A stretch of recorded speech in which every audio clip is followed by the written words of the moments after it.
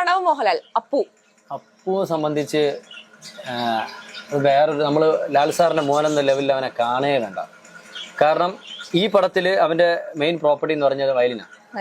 അപ്പൊ ഞാൻ ആർട്ട് വണ്ടിക്കകത്ത് കയറ്റി ഒരു പെട്ടിയിൽ കണ്ടിന്യൂറ്റി സാധനം ഒരു പെട്ടിയിൽ വയ്ക്കാം. അപ്പൊ ഞാൻ അവൻ്റെ അടുത്ത് പറഞ്ഞു, ഇതാണ് നിന്റെ പെട്ടി, ഇതാണ് നിന്റെ പ്രോപ്പർട്ടി, ഷോർട്ട് ആകുമ്പോൾ വന്ന് എടുത്തോളാം, തിരിച്ചു കൊണ്ട് വെച്ചോളാം.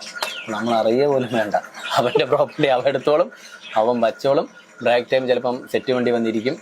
അങ്ങനത്തെ ഒരു മനുഷ്യനാണ്. പിന്നെ എനിക്ക് എന്തെങ്കിലും ഹെൽപ്പ് ചെയ്യാനൊക്കെ കൂടെ ഉണ്ടാവും. കല്യാണിയും അപ്പു എല്ലാവരും.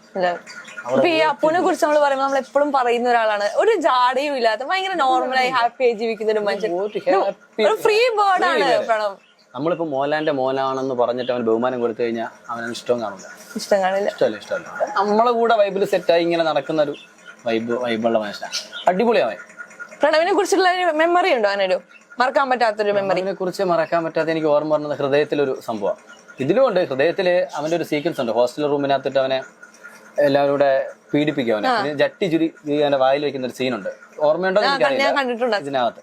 ഇപ്പൊ 1, 2, 3 ടേക്ക് പോയപ്പോ അവസാനം ഞാൻ ചെന്നിട്ട് പറയും, നീ ടെൻഷൻ ഒന്നും അടിക്കണ്ട, ഈ ചട്ടി ഞാൻ 3 ദിവസം ഇട്ടതാണെന്ന് പറഞ്ഞു. ഞാൻ തമാശയ്ക്ക് പറഞ്ഞ ഇതവൻ ചിരിച്ച് അടുത്ത ടേക്ക് ഓക്കെ ആയി.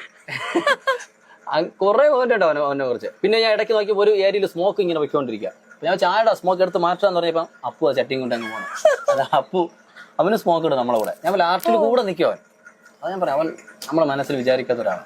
അത്രയും സിമ്പിൾ ആയി 2 പടം ചെയ്യേണ്ട ഒരു ഭാഗ്യം കിട്ടി അവന്. പിന്നെ വർഷത്തിൽ 1 തവണ വിളിക്കും അവനെ പിറന്നാണ്. അന്ന് എടുക്കൂല, 2 ദിവസം കഴിഞ്ഞ് തിരിച്ചു കോൾ ചെയ്യും. തിരിച്ചു വിളിക്കും. അല്ലെങ്കിൽ വാട്സാപ്പിൽ മെസ്സേജ് അയക്കും. വാട്സാപ്പിൽ മെസ്സേജ് അയക്കാൻ നിൽക്കും. കാരണം കട്ട ഇംഗ്ലീഷ്. അതുകൊണ്ട് ഞാൻ പിന്നെ വോയിസ് ഞാൻ ഇടത്തോളൂ. അതുകൊണ്ട് അടിപൊളി മെമ്മറി. അടിപൊളി. ഒന്നും പറയാനില്ല. ഒരു അഹങ്കാരവും ഇല്ല, ഒരു ജാടയില്ല, ഒന്നുമില്ലാത്ത. അമ്മ അതുപോലെ ഒരു ബന്ധമുണ്ടോ? പരിചയമാണ്. പിന്നെ കാണുമ്പം ഈ പടത്തിൽ ഞാൻ കണ്ട ഉടനെ തന്നെ അമരു സുഖമാണോ, ഞാൻ ചേച്ചി സുഖമാണെന്ന് പറയും. അങ്ങനെ കാണുമ്പോ നമ്മളെ അറിയാം. കോണ്ടാക്ട് ഇല്ല, വിളി അങ്ങനെയൊന്നും. അതെ. ലാലേട്ടനെ 2 തവണ ലൊക്കേഷനിൽ വന്നു സമയത്ത്. അപ്പോഴും അപ്പു പരിചയപ്പെടുത്തി. ആ ഒരു ഇത് തന്നെ ഈ തവണയും ലൊക്കേഷനിൽ വന്നു. അങ്ങനത്തെ പരിചയം. അല്ലാതെ ഇതുവരെ പടം ചെയ്യാൻ പറ്റിയിട്ടില്ല. ഇല്ല, അതൊരു ഡ്രീമാണോ? ഒരു പടം കിട്ടിയ കമ്പനിയാവും. കോൺഫിഡൻസ്. പിന്നെ വേറെ എന്താ പറയാ, ഈ ഹൃദയം നടക്കുമ്പോൾ അപ്പുവിന്റെ മൊബൈൽ ഷോർട്ട് സമയത്ത് നമ്മുടെ ടക്കനെ തന്നിട്ട് അങ്ങ് പോകും. വരുമ്പോ അവന്റെ അപ്പാന്ന് എഴുതിയിട്ടുണ്ടാവും, വിളിക്കുന്നതാ. അപ്പൊ നമ്മളിങ്ങനെ കട്ട് ചെയ്ത് അങ്ങോട്ട് വിളിക്കുന്ന ലാലേട്ടൻ നമ്മളിങ്ങനെ കട്ട് ചെയ്ത് അങ്ങോട്ട്. അങ്ങനെയൊക്കെ കുറെ കോമഡിയുണ്ട്.